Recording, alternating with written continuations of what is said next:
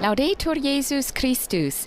Praised be Jesus Christ, and welcome to this live broadcast. We're coming to you from St. Peter's Square, and our Holy Father will be coming to that window we see up at the top right corner of the Apostolic Palace in just a few moments to provide us with the reflection on today's Gospel for the third Sunday of Easter, and to pray the traditional Easter invocation to Our Lady, the Regina Coeli. I'd like to take the opportunity to welcome all of you who are joining us for this live broadcast. We have some of you tuning in through our very own Vatican Media channels, the Vatican Audio Live Events app, or the Radio Vaticano app. We have some of you tuning in through the Vatican News web portal, our Vatican News English YouTube channel, and our Facebook Live feed. And to those of you tuning in through our media partners, a warm welcome to you as well. Some of you tuning in through TV, through Catholic TV, Catholic Faith Network, Shalom World Television Networks, Salt and Light TV, EWTN, Shalom TV, and at Madarshan TV. But we also have radio listeners out there as well. Thank you to you for joining us, some of you through Radio Maria in England, and others through Luminous Radio. And here we are with thousands who have come this rainy morning in order to hear the words of our Holy Father, many of them probably coming from Slovakia. There were about 25 pilgrims who came to Rome from Slovakia and met with Pope Francis in the Paul VI Hall yesterday. And in greeting the pilgrims, our Holy Father spurred them to continue to cultivate the richness of diversity of Slovakian society, he said, which can be found in the local church. He also recalled his visit to Slovakia and said that when I came to see you, I wanted to encourage you to walk the path of encounter all together, young people, families, the elderly, the different communities that have historically been a part of your society. And he went on to commend an aspect of Slovakian culture of hospitality and solidarity, symbolized by the Slavic custom of offering bread and salt to visitors as a sign of welcome, he said, which has proved itself once again in the tragic context of the ongoing war in Ukraine. As we know, many Ukrainians also finding welcome and hospitality in Slovakia. And as of yesterday, the church has a new blessed, Armida Barelli, who was a secular Franciscan and lived in Italy between 1882 and 1952. She was the co-founder of the Secular Institute of the Missionaries of the Kingship of Christ, together with Father Agostino Gemelli. Both of them sought to promote the gospel through education. And as we know, Agostino Gemelli, founding the university in Milan, a Catholic university, which the medical school here in Rome at Gemelli Hospital, which also serves the Pope. The curtain has now been drawn back, and Pope Francis now coming to the window.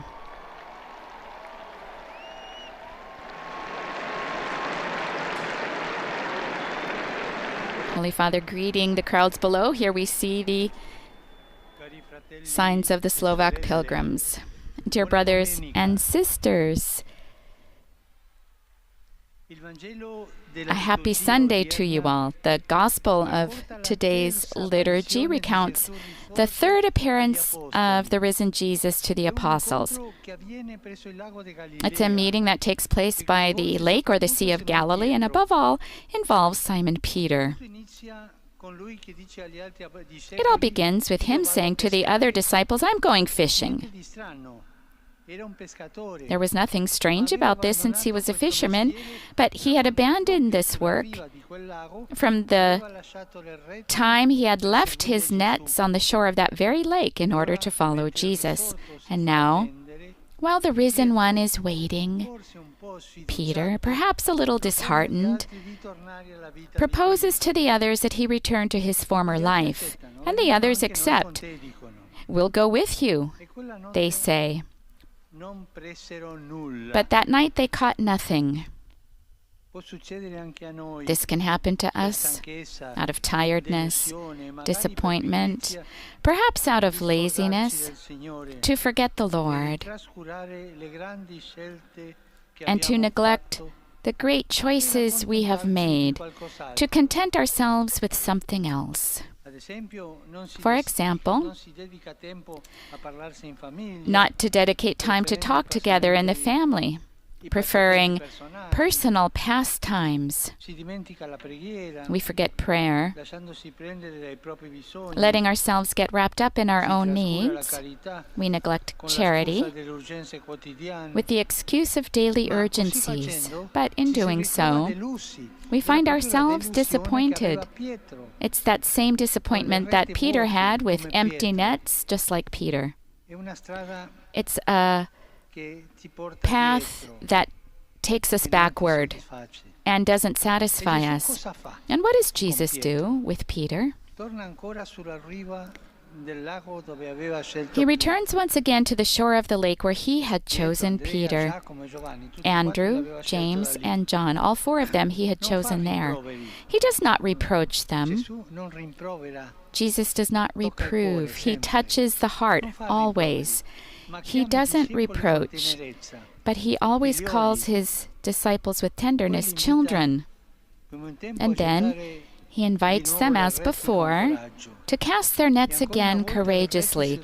And once again, the nets are filled to overflowing, the same as before. Brothers and sisters, when our nets are empty in life, it's not the time to feel sorry for ourselves, to have fun, to return to old pastimes. No, it's the time to begin again with Jesus. It's the time to find the courage to begin again. It's the time to set out, to go out into the deep with Him. Always before disappointment, it's the time to begin again, to find courage, and to set out in the deep, especially when we feel like going back. It's time to set out again, to set out into the deep with Him. He's waiting for you. He's thinking of you, of me, of all of us. Peter needed that shock. When he hears John cry out, "It is the Lord," he immediately dives into the water and swims towards Jesus. It's a gesture of love, because love goes beyond what's useful, what's convenient, or what's obligated. Love generates wonder. It inspires creative, freely given zeal. In this way, while John, the youngest, recognizes the Lord, it is Peter, the eldest, who dives to meet Jesus. In that dive, there's all the newfound enthusiasm of Simon, known as Peter. Dear brothers and sisters, today, the risen Christ invites us to a new impetus, to each one of us. He invites us to dive into the good without the fear of losing something, without calculating too much, without waiting for others to begin. Why not to wait for others? Because in order to go out to meet Jesus, we need to be put off balance. We need to be put off balance. Courageously start again, to take a risk. Let us ask ourselves, am I capable of an outburst of generosity, or do I restrain the impulses of my heart and close myself off in routine or in fear? Jump in, dive in. This is Jesus' word for today. And at the end of this episode, Jesus asks Peter for 3 times a question, do you love me? The risen Lord asks us too today, do you love me? Because at Easter, Jesus wants our hearts to rise too. Because faith is not a question of knowing something, but of love. Do you love me? Jesus asks you, to you and to me who have empty nets and so many times we're afraid to start out again, to you and me and all of us who have not the courage to dive in, and perhaps we've lost momentum. Do you love me? Jesus asks. From then on, Peter stopped fishing forever and dedicated himself to the service of God and to his brothers and sisters to the point of giving his life here where we find ourselves now. And we turn to Our Lady, who readily said yes to the Lord to help us rediscover the impulse to do good. Resurrexit sic ut dixit, alleluia. Ora pro nobis Deum, alleluia. Gaude letare Virgo Maria, alleluia. Quia surrexit Dominus vere, alleluia. Deus, qui per resurrezione Filii Tui Domini Jesu Christi, mundum letificare dignatus es, presta quesumus, ut per eius genitricem Virgine Mariam, perpetue capiamus gaudia vitae, per Christum Dominum nostrum. Amen. Gloria Patri et Filio et Spiritui Sancto. Sic ut erat in principio et nunc et semper et in saecula saeculorum. Amen. Gloria Patri et Filio et Spiritui Sancto. Sic ut erat in principio et nunc et semper et in saecula saeculorum. Amen. Gloria Patri et Filio et Spiritui Sancto. Sic ut erat in principio et nunc et semper et in saecula saeculorum. Amen. Pro fidelibus defuntis, requiem aeternam dona eis Domine. Et lux perpetua lucea Teis. Requiescant in pace. Amen. Sit nomen Domini benedictum. Ex hoc nunc et usque in saeculum. Aiutorium nostrum in nomine Domini. Qui fecit caelum et terram. Benedicat vos, omnipotens Deus, Pater, Filii, Spiritus Sancti. Amen. You see the banners and people are carrying, people from the United States, from Slovakia. Dear brothers and sisters, yesterday in Milan, Don Mario Cicci and Armida Barelli have been beatified. One is a vicar, a vice pastor who would confess people, would visit with the sick, be with young people in an oratory as a meek guide and secure guide. A luminous example of a pastor, and Armida Barelli was the foundress of young women in Catholic Action. She went all throughout Italy to call young people to their church and civil duties. And she gave life to a secular institute and the University of the Sacred Heart that today celebrates a day that's dedicated to her called the Heart of Women. And so let's give a hand to the newly beatified. Today, the month begins dedicated to the Mother of God. I'd like to invite all the members of the faithful to pray daily the Rosary for Peace.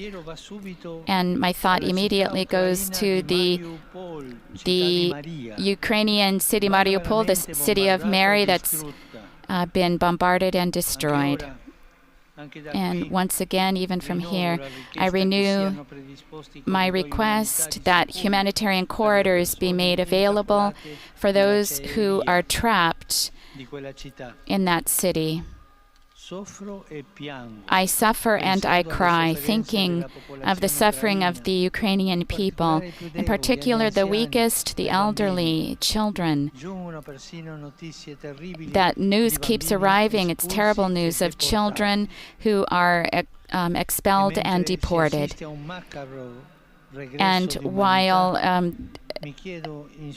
something horrible taking humanity back, I'm thinking of all those anguished people and seeking peace, that there might be the willingness, that there be an escalation toward stopping the violence, of dialogue. I beg you, don't surrender to the logic of violence, but that you take the way of dialogue and peace. And let us pray. Our Holy Father bowing his head in prayer, the crowd below responding.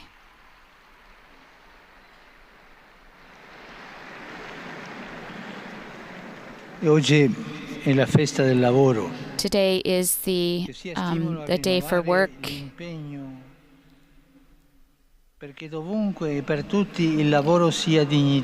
and that may we dedicate ourselves so that there might be dignified work, and that from the world of work might come the will to foster an economy of peace. And I'd like to recall those employees who die at work. Perhaps there's too many. The day after tomorrow, the 3rd of May, is the World Day of Freedom of the Press from UNESCO. I honor journalists who give their lives in honor of this right. Last year, 46 journalists were killed, and more than 350 were imprisoned. A special thanks to those of them who courageously inform us regarding the wounds of humanity. I greet all of you, those of you from Rome, from pilgrims from Italy and many other countries. In particular, I greet the faithful who've come from Spain, from Portugal, from the United States of America.